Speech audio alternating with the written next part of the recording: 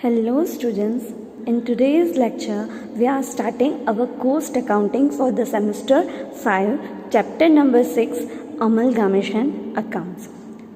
This is the course account for the semester 5. First we have to find out the meaning of the amalgamation accounts. First, this is the last module, unit number 4. In this unit number 4 there are two chapters will be there. Amalgamation of the company in the nature of merger, in the nature of purchase, and include the additional point arising on the amalgamation and absorption intercompany transactions, right?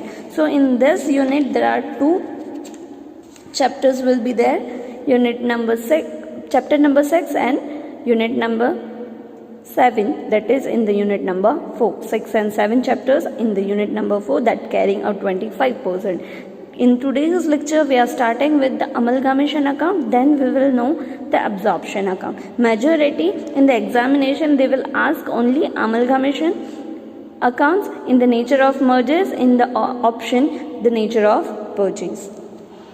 So today we are starting the amalgamation of accounts. First, let's find out the meaning of the amalgamation, absorption and the reconstruction.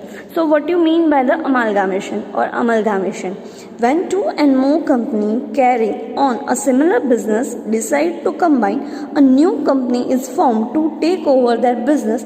This process is known as amalgamation. When the two companies are carrying the similar kind of business, now they are combined and creating a new company, that is known as amalgamation. That the existing company go into the liquidation and usually the new company will issue its shares in the satisfaction of the purchase price, and they would give to the shareholders of the existing company in the exchange of their old share. जिसके पास old share हैं existing company के, उसके बदले में उसको नई company के share मिल जाते हैं, और दो अलग अलग कंपनियां हैं वो सिमिलर बिजनेस करती है, वो साथ आके वही बिजनेस कैरी ऑन करती है, उसे हम अमालगामेशन और अमलगामेशन कहते हैं. That is here example is given, that is X and Y, two different companies will be there. Now they are joining X and Y and creating a new company, that is Z Limited. Here another example is given, that Brook Bond Limited and the Lipton Limited. Now they are combined, that Brook Bond Lipton Limited, they are creating a new company. This is the amalgamation. Now absorption. What do you mean by the absorption? When the one of the existing company take over the business of the another company or companies, it is known as the absorption. यहाँ पे दोनों कंपनियां साथ में मिलके एक नई company नहीं बनाती है. यहाँ पे एक ऑलरेडी कंपनी एग्जिस्टिंग कंपनी होती है, वो दूसरी कंपनी का जो भी कंपनी है या तो कंपनीज है वो सिर्फ टेक ओवर कर लेती है, बट वो नाम नहीं बदलेगी, वो उसके सिर्फ टेक ओवर हो जाएगा, उसके बदले में परचेज प्राइस जो भी होगी वो पेमेंट हो जाएगा. तो यहाँ पे नाम चेंज नहीं होगा, वही सिर्फ न्यू कंपनी फॉर्म नहीं होगी, वही कंपनी एग्जिस्टिंग कंपनी रहेगी, सिर्फ दूसरी कंपनी उसमें क्या हो जाएगी, कंबाइन हो जाएगी और उसको टेक ओवर कर लेगा और उसके बदले में उसको परचेज प्राइस दे देगा. तो यहाँ पे आप देख रहे हो कि दो कंपनियां हैं X and Y. So now X taken over the business of the Y and they are not creating a new company, that is only existing company. They are only taken over the Y Limited. That is another example is Arvind Mill Limited and Rohil Mill Limited in 1966. They are absorbed the Rohit Mills. So उसने Arvind mills ने Rohit mills को take over कर लिया, but अपना new company start नहीं की है, existing company ही है, सिर्फ उसने एक कंपनी थी वो उसको टेकन ओवर कर लिया, परचेज कर लिया.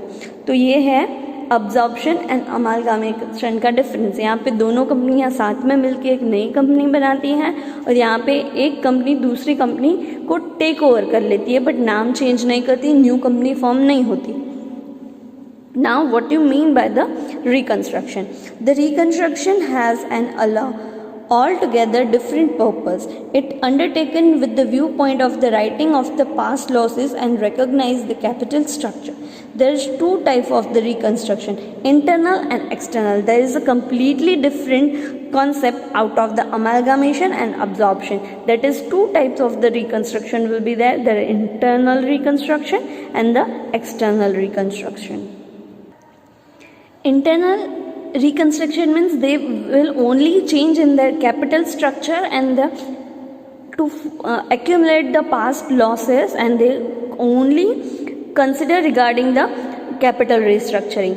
Then in the external reconstruction, there are a new formation of the company and goes into they are creating only existing company goes into the liquidation, and they creating the new companies in the ray of the reconstruction. They are totally transform their companies. So this is the reconstruction. But in this unit we have to learn only 2 points, that is amalgamation and the absorption. So what is the purpose of the amalgamation? First, to eliminate or reduce the competition. Obvious thing is that if there are only 3 and 4 competitors in the market and both of them are combined, so their competition will be reduced and they can take a major market share. To combine the financial and technical resource, if the one company are combined with the another company, the financial resources will be increased and the assets usage and the technical resource will be increased. Then economic of the large scale of the production. When there is only one company, the maximum he is running at the maximum capacity, but when the two companies are together, their production will be higher. And if the large scale of the production will be there, the cost per unit will be reduced. That is a beneficial for the company, right? Then benefits of the centralization. When the 2 and more companies are combined, they are save the any other expenses, just like advertisement expense, administrative expense. Now they are doing only for the one company advertisement or any other administrative expense. So their benefit will be centralized and expense will be reduced, and that benefit will getting for the company, right? So these are the 4 reasons and the 4 benefit of the amalgamation and absorption. Now the question of the purchase consideration. If the one company are purchasing the another company, there is a no to how much purchase consideration will be there. There are 2 methods of the finding out the purchase consideration. Point number A, net asset method, and second, consideration method or net payment method. First we are doing the net asset method. What do you mean? How you can find the net asset method? Purchase price is equals to value of the total asset taken over. Here it's a taken over minus value of the liability taken over. Total asset minus total liability which are taken over by the other company, that is purchase price. That is total asset minus total liability, that is net asset. This is the purchase consideration. Now points to be remembered for the calculation of the consideration in regarding of the net asset method. Point number 1, at agreed value. If the purchasing company agreed taken over the asset at a specific value, then this price or the valuation should be considered in the net asset. Suppose in the asset or in the balance sheet we are saying that a asset or any fixed asset like a building are valued at a 25 lakh rupees, but the agreed price is 18 lakh. So we have to consider as an agreed price by the purchasing company.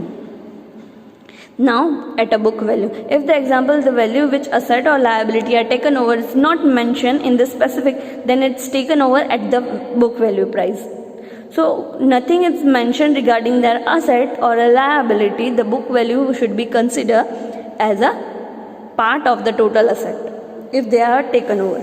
Now what about the fictitious asset? The following fictitious asset or intangible asset should not be included in the total asset. Total asset की calculation में fictitious asset including intangible asset are not going to be added, just like a preliminary expense, discount on a share or debenture, underwriting commission, advertisement suspense account, debit balance of the P&L account. These all are not included in the total asset. Then what about the undistributed profit? The following credit balance should not be included in the liability as they are accumulated profit belong to the shareholders. कोई भी item जो liability के side है, जो profit का part है, just like a general reserve, credit balance of the P&L, insurance fund, dividend equalisation fund, then debenture redemption fund, workers compensation fund, right? These are not included in the total liability. Then workers compensation fund represent the accumulated profit and cannot be deducted from the total asset. If the however some liability on account of the compensation is accepted by the company, then it must be deducted. Workman compensation fund include नहीं होता, but अगर कोई भी compensation amount payable होगा कोई company को तो it must be deducted. Then fund liabilities, the following are liabilities, they are must be deduct from the total sale it in case all the liabilities are taken over, that is provident fund, staff pension fund, employees provident fund consider as a liability and we have to deduct out of the net asset, right? Only asset taken over, we have to consider the not all the asset, only asset this that are taken over by the other company. Some of the asset will not be taken over by the other company, then we will not add in our total asset.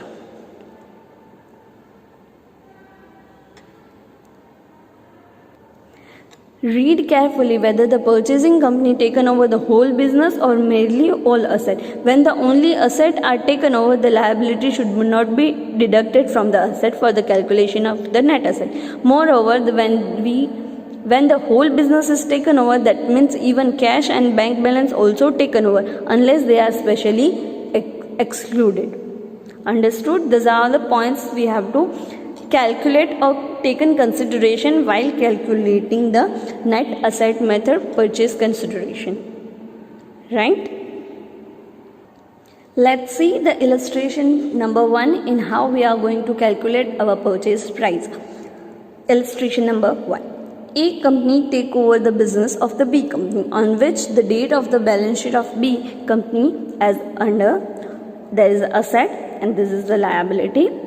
A company agreed to take over all the asset except cash and bank. So cash और bank के अलावा सारे asset accept करती है. Goodwill 1,80,000, land and building 3 lakh, machinery 5,25,000, stock 1,80,000, bad debt reserve to be created 5% on the debtors. A company took over all the liability including debentures of the B company at their book value. A claim of the 5,000 is accepted by the company against the workman compensation fund. Calculate the purchase consideration. Company क्या करती है? All asset taken over करती है accept cash and bank. तो cash and bank हम नहीं consider करेंगे इसलिए हमने क्लोज कर दिया. अब जो भी असेट है बाकी के वो हमें किस प्रकार से लेने हैं? At the agreed value. Agreed value क्या है? तो अग्रीड वैल्यू दी गई है. तो यहाँ पे गुडविल की वैल्यू है 1,50,000 बट अग्रीड वैल्यू है 1,80,000. So we are going to consider the goodwill 1,80,000. Then land and building 2,25,000 है, हम कंसिडर करेंगे 3 लाख. देन मशीनरी 7 लाख है बट हम कंसिडर करेंगे 5,25,000. देन स्टॉक 2 लाख, हम कंसिडर करेंगे 1,80,000.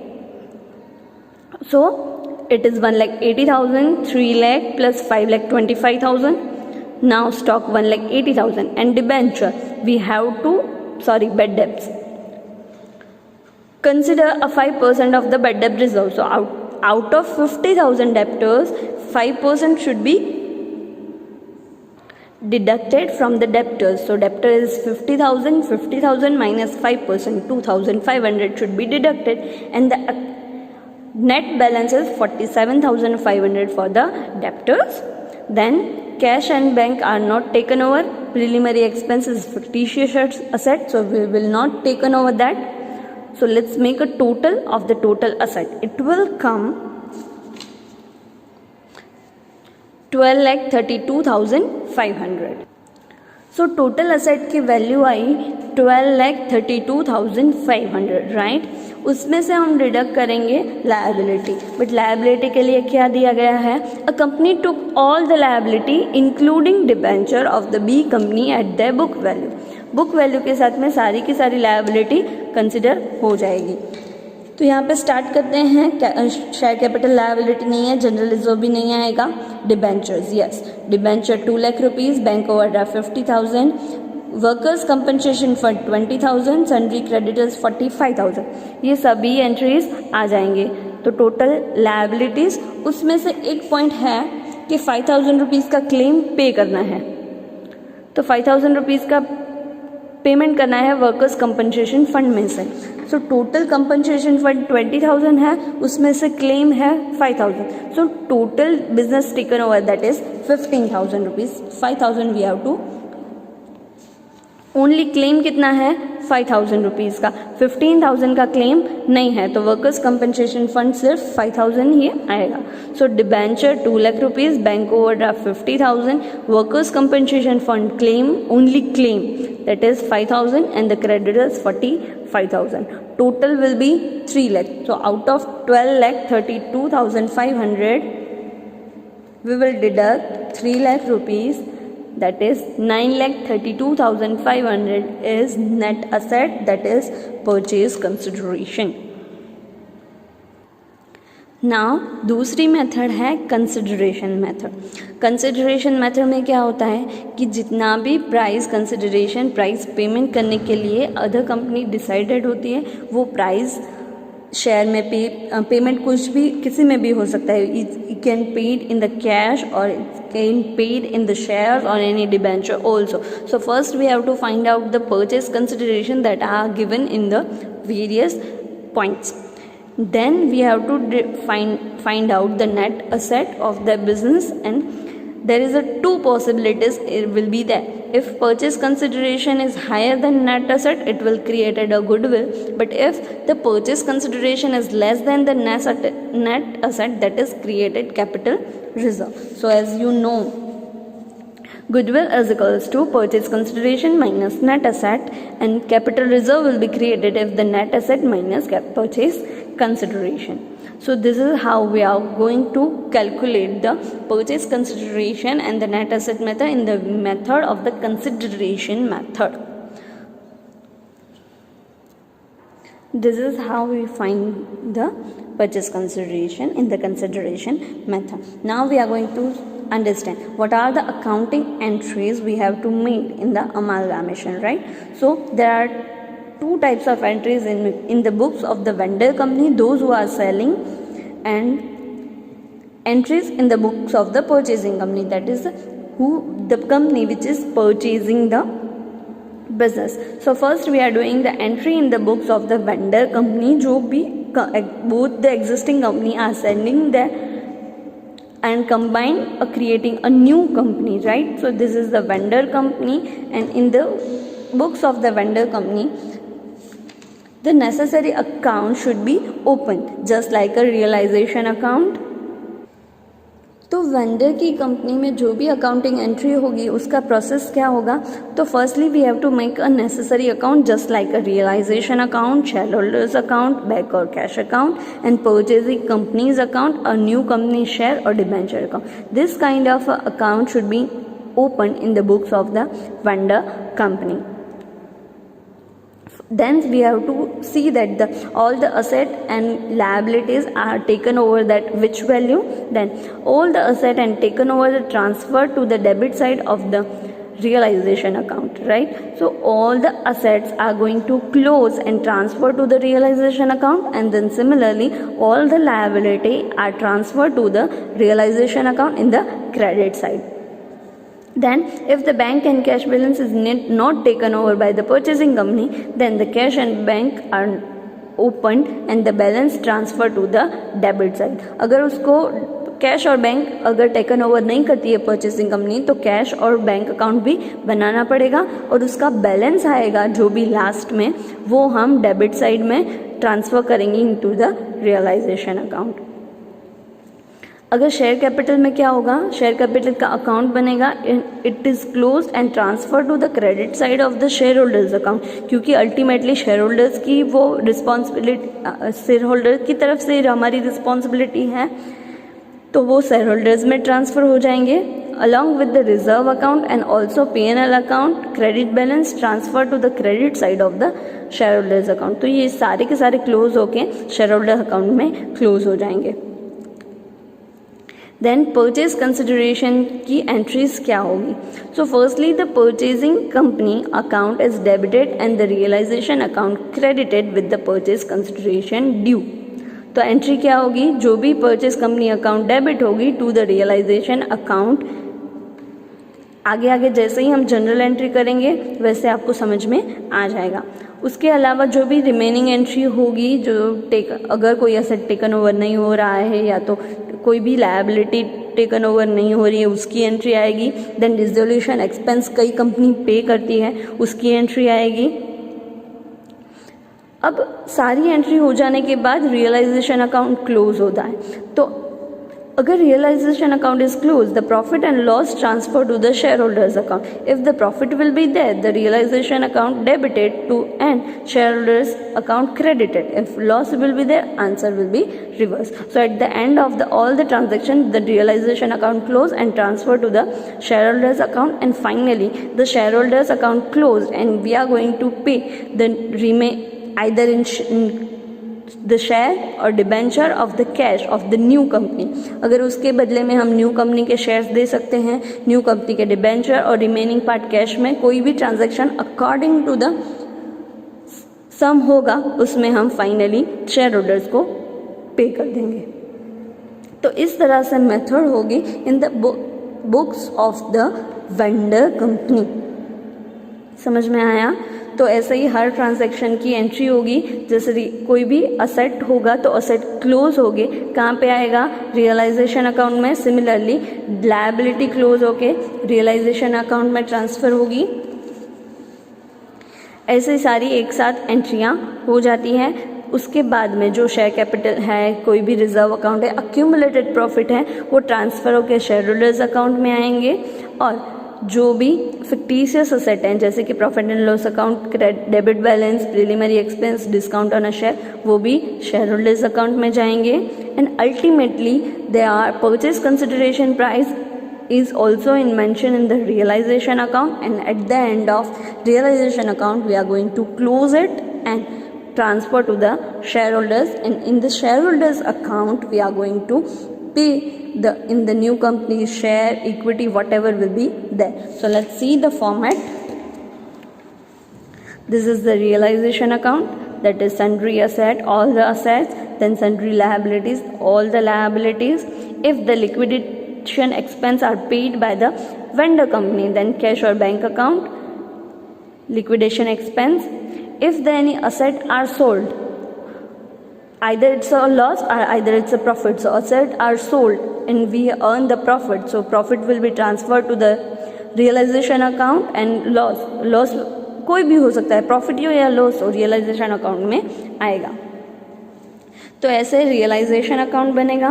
देन परचेजिंग कंपनीज अकाउंट, जो भी अमाउंट होगी वो at the end purchase consideration जी प्राइस होगी, वो सारी की सारी कहाँ पे आएगी?